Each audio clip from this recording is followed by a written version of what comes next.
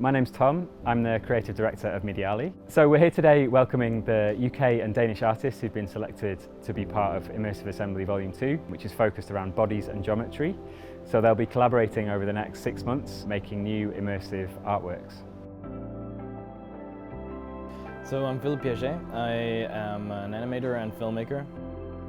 My name is Rosie Fuller. I'm an animation artist. I'm Aaron. I work with film and animation and how that interacts with live performance. I'm Humaira Imtiaz. I am an artist and theatre maker. My name is Davide Giraldini. I'm a performer.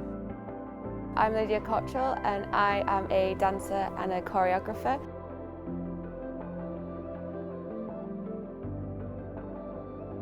So this is the start of this relationship with Viborg and York. It's been great being in a room with so many people who are specialists in all different kind of disciplines and bringing those disciplines together.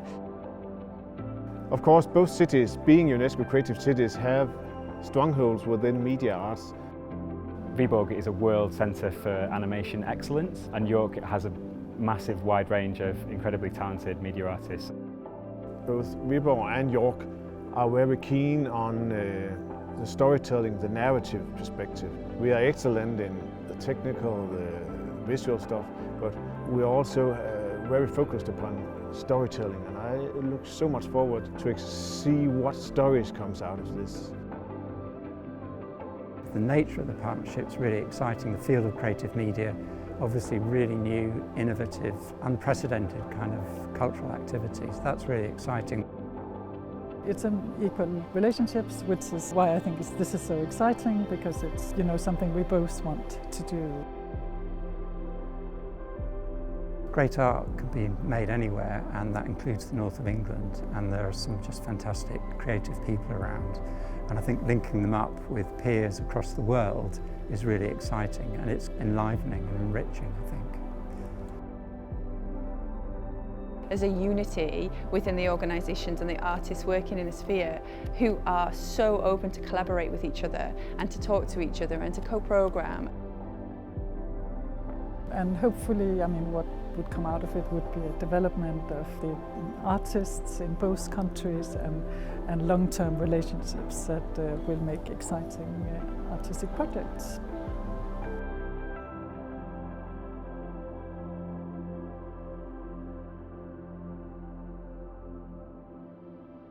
So yeah, the first Immersive Assembly was entirely online, and thank God online exists in order to make that possible. But it's absolutely incomparable with the experience of today, for example. Just being in a room with people, being able to read all the signs that connect us and make us human, and to be able to build conversation around that.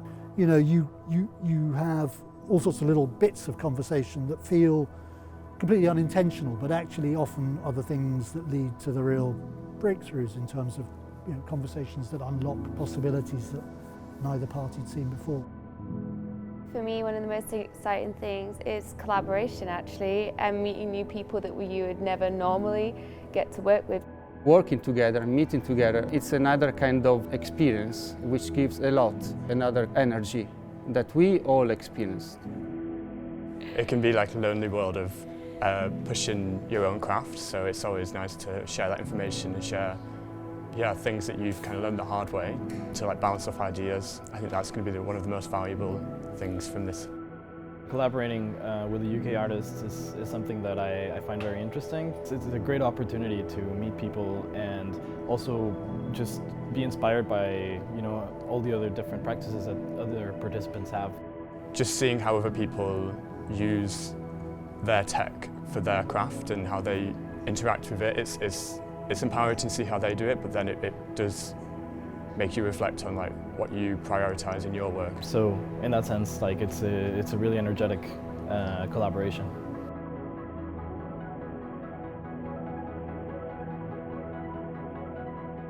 Kit's talk was so inspiring. It really made me rethink a lot. The talk that Kit gave us about curiosity and engaging with the audience that way, I think that has been very revealing, and it's been a really good stepping stone for me to get closer and closer to this medium. Being a very high-tech visual artist himself, The thing he said about our audience, the spectators, taking them seriously and keeping them in mind was really highly interesting and very relevant also for us. That we have to remember that we do this for people, to tell stories to people, make experiences, unique experiences for people. It's interesting also the way in which he talks about technology taking a back seat in all this, really. That digital experience that we've been used to is that one where you have to pick up an object to make something happen, or you have to press a button. This morning, watching the Maguire Studio presentation, that's also something that was very interesting in how they approach their work. I've seen VR where things are flying at me or I'm flown through. With this one, my first instinct was I want to walk through it. This was a very different experience at Grains of Recollection. It was a lot slower and it was also kind of inviting you to explore the space. Because they said in the talk that what their intention had been was to create the feeling that you were within one of their sets. And totally, that is exactly what it felt like.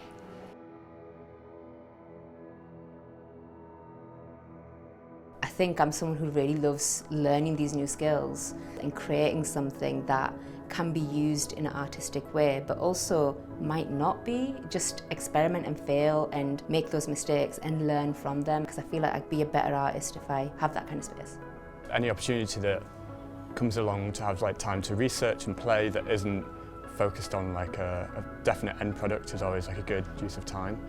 I'm really looking forward to seeing what the artists talk about and what kinds of things they propose making together. To see what our artists, UK and Danish, can do together, it's really promising. I'm most excited to see what comes from this, not even directly in the next few months, but over the next couple of years and the next projects we're able to take on. And just how the artists can use this to catalyse their practice and really take their career to the next level. So that's really exciting for me.